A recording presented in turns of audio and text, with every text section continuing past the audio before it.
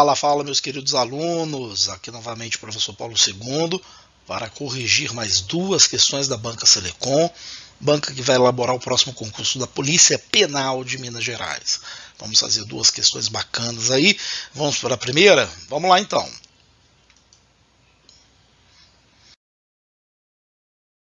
Vamos lá então, questão número 5 fala o seguinte: considere as três proposições abaixo. O número de proposições que possui valor lógico verdade é igual a... Vamos lá então. Bem, para nos ajudar, eu trouxe aqui uma tabela verdade com a disjunção, a conjunção, a condicional e a bicondicional.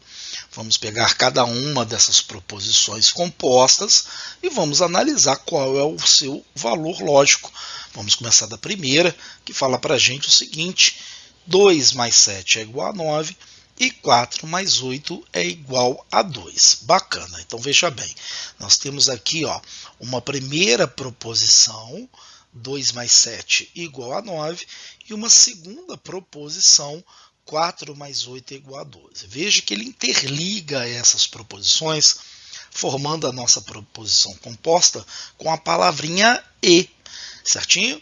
A palavrinha e é a nossa conjunção, que a gente representa pelo conectivo, olha lá, o conectivo de Schaeffer, e, que é o nosso vizinho de cabeça para baixo. O que a gente vai fazer? Nós vamos primeiro analisar cada uma das proposições para a gente poder ver no final como que fica o valor lógico da proposição composta. Bem, essa primeira proposição, eu vou identificá-la como proposição P, e a segunda como proposição Q. Lembre que a gente representa sempre por letrinhas cada uma das proposições. E aqui a palavrinha E é a nossa conjunção. Tudo bem? Então nós estamos com a situação do P e Q. O P e Q está aqui, ó. Olha só, P e Q é essa coluna nossa. Tudo bem? Eu vou analisar aí qual o valor lógico do P e do Q para ver como que fica a nossa conjunção. Tudo bem? Bem, ali na primeira, 2 mais 7 igual a 9 é verdadeiro, né? De fato, 2 mais 7 é igual a 9. E a segunda, 4 mais 8 é igual a 12, valor lógico verdadeiro também. Bem, quando a gente tem ambas as proposições simples verdadeiras, a nossa conjunção, veja só, ela é verdadeira. Beleza, verdadeiro é a nossa primeira proposição composta. Vamos dar uma olhadinha na segunda? Então vamos lá, está aqui a segunda. Então, de novo, eu tenho aqui duas proposições simples. 3 é diferente de 3, 5 é diferente de 5. Ele interliga as proposições, olha lá, pela palavrinha ou.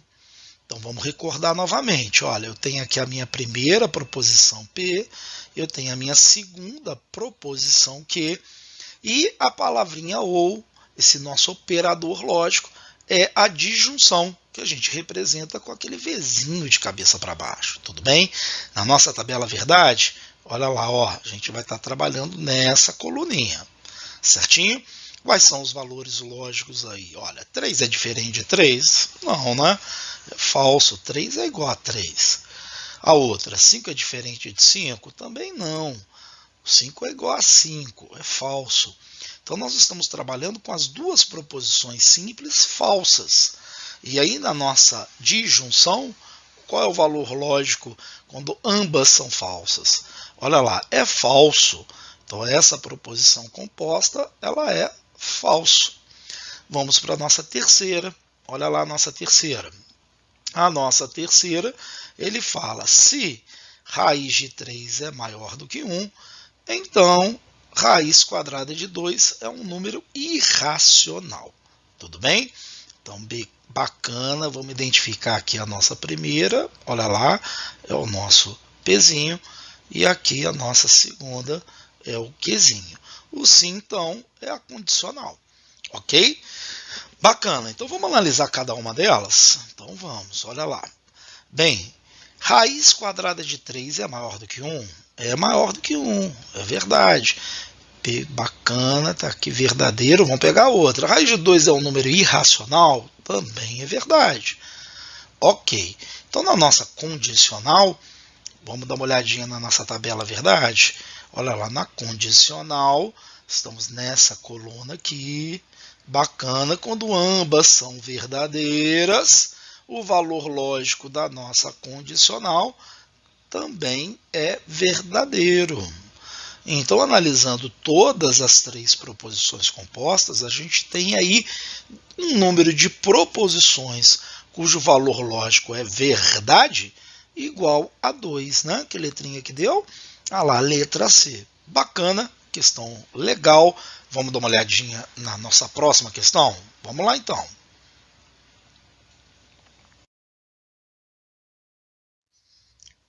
Ok, questão número 6 fala o seguinte: admita que n de x represente o número de elementos de um conjunto x. Dados os conjuntos A e B, é verdade que... Aí vem com as três afirmações e ele pergunta o valor lógico de n de A, ou seja, quantos elementos o conjunto A possui. Vamos relembrar essa história de conjuntos? Vamos lá então. Então olha só, nós temos aqui a primeira operação, a operação de diferença, A menos B, ou diferença de A por B, ou diferença de A para B. O que é a diferença de A para B? São os elementos que pertencem a A, mas não pertencem a B. Ou seja, são os elementos que pertencem somente ao conjunto A. Quem está em B a gente tira. A região do nosso diagrama dessa diferença é essa meia-lua de A. Bem, tome cuidado, porque se eu tiver a diferença de B para A, já vai ser um pouquinho diferente de A para B. A diferença de B para A são os elementos que pertencem somente, apenas ao conjunto B. É essa meia-lua de B. Olha lá no nosso diagrama. A interseção é a região em comum. São os elementos que pertencem tanto ao conjunto A quanto ao conjunto B. E a nossa união é todo mundo, né? São todos os elementos do conjunto A, todos os elementos do conjunto B. Veja como que fica o nosso diagrama. Então, para nos ajudar a fazer esse exercício, eu trouxe aqui um diagrama de Van Euler com um conjunto A e um conjunto B. Bem, eu preciso relacionar essas informações. Como que eu vou relacioná-las? Veja que nos nossos desenhos eu tenho três regiões aí. A região dos elementos que pertencem somente ao conjunto A, é essa meia-lua de A. Os elementos que pertencem somente ao conjunto B, essa meia-lua de B. E os elementos que pertencem aos dois conjuntos simultaneamente, que é a região da interseção. Ele não fala de nenhum elemento que não esteja nem A nem B, que estaria aqui do lado de fora. Como ele não fala, não vou nem considerar que ali tenha elementos, tudo bem? Vou apagar aqui para não fazer aí confusão na nossa cabeça. Essas três regiões, nós não sabemos o número de elementos. Então eu vou identificar o número de elementos da interseção por x, o número de elementos que pertence somente ao conjunto A de y e o número de elementos que pertence somente ao conjunto B de z. E nós vamos pegar essas informações e vamos trabalhar com o nosso x, y e z. Ok? Vamos começar da primeira, onde ele fala para a gente que o número de elementos de A união B é igual a 42. Bem, lembra aí que a união, olha lá a união, a gente pega todo mundo, não é? Então, a união será representada por x mais y mais z. Prontinho, está aqui representado. Esta soma é a nossa união, tem que ter 42 elementos, ok? Agora nós vamos pegar a segunda informação. Essa informação aqui, o número de elementos de A menos B é 2 vezes o número de elementos da interseção. Bem, o número de elementos de A menos B são os elementos que estão somente aqui nessa nossa meia-lua. São os elementos que pertencem somente ao conjunto A.